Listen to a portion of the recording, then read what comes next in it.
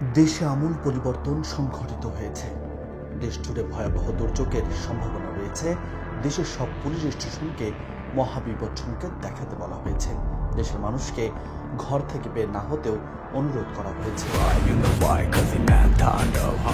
এমন ভয়াবহ বার্তা দিয়ে শুরু তাণ্ডবের টিজার। সিনেমার নাম যখন তাণ্ডব, তখন এর টিজার বা ঝলকের পূর্বাভাস বলাই যেতে পারে। সদ্য মুক্তি পাওয়া সেই পূর্বাভাসে উঠে এলো এক মহাবিপদের বার্তাও, আর তার সাবধানতা অবলম্বন করে দেখার অপেক্ষায় দর্শকরা। রায়হান রাফি নির্মিত এই ছবিটির ঝলক এমনি শোরগোল ফেলেছে দর্শকদের মাঝে, যার অন্যতম কারণ মেগাস্টার শাকিব খান। আসন্ন কোরবানির ঈদে প্রেক্ষাগৃহে মুক্তি পাচ্ছে তাণ্ডব। এদিন থেকে প্রেক্ষাগৃহে শাকিব খান কতটা তাণ্ডব তুলবেন তা যথেষ্ট আঁচও পাওয়া গেছে টিজারে।